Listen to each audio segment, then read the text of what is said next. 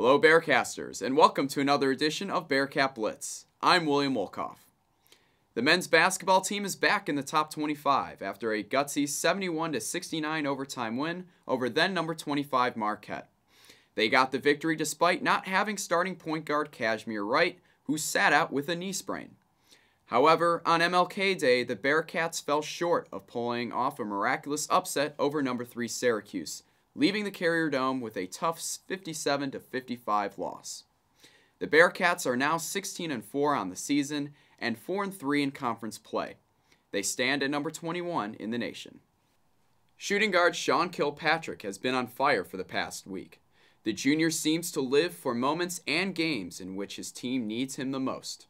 Kilpatrick scored a career-high 36 points against Marquette to help compensate for the temporary loss of point guard Kashmir Wright. Against Syracuse, he led the Bearcats with 21 points while hitting 6 3-point shots. Kilpatrick is quickly proving why he is the best shooting guard in the conference. Forward Titus Rubles has also stood out for the Bearcats. Being shuffled into the starting lineup as a transfer student and playing in Big East competition for the first time is definitely not easy, but Titus seems to be handling it pretty well. Although he has struggled shooting the ball, Rubles can still have an impact on a game without scoring. Standing at 6'7", he leads the team in rebounding, averaging 6 a game. He's also second on the team in dishing out assists, averaging 2.5 per game. And let's not forget his shot fake, which caught Marquette forward Jameel Wilson off guard several times. If he could develop a constant perimeter shot, he certainly has the potential to be lethal. So those are the players riding a glorious road right now. However, there are a few players having a rougher time in Big East play. One of those players is center David Nyarsik, who is another player experiencing Big East play for the first time. He fouled out against Marquette with 2 points and played a scoreless 7 minutes at Syracuse. His 7'1" size serves him well in the paint on defense with 4 blocks against Marquette, but often looks lost and confused on offense. Most of the time we see Nyarsik set high screens for guards on the 3-point line. Problem is, we need him on the inside too, scoring against other big men. And then we have UC's bench. At the beginning of the season, I was impressed with the potential depth we had on our team.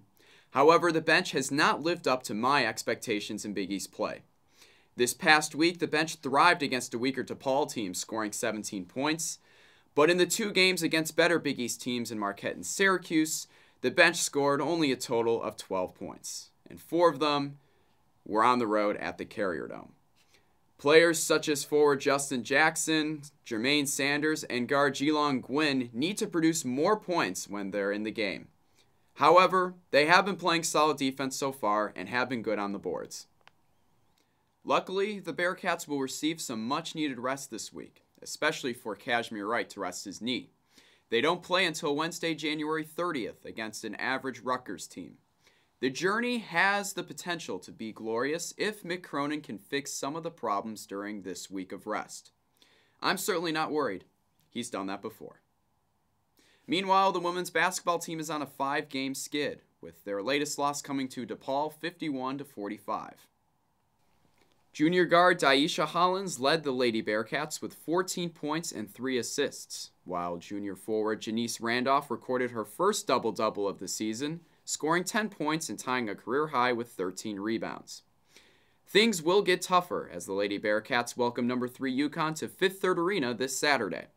The Lady Huskies crushed number 4 Duke in their last game 79-49. 6'5" center Stephanie Dolson is shooting 60% from the field. That's 3rd in Division I women's hoops. The women's swim team won last week's tri-meet at Keating Aquatic Center, defeating Oakland, Michigan, and Kenyon Colleges, totaling 591.50 points. The UC women dominated in the 200-yard breaststroke, with sophomore Helena Pikartova finishing first in a time of 2:24.18, and junior Victoria Jibkumski placing second with a time of 2:25.06. In the 200-yard backstroke, freshman Jessica Piper impressed again with another first-place finish coming in at 2:03.95. The men's team didn't have the same luck as the women, finishing in 3rd. Sophomore Alex Chin had UC's highest finish of the day, placing second in the 1650-yard freestyle in a time of 16:41.48. Both teams will travel 2 hours and 22 minutes north to take on Ohio State in a dual meet this Saturday.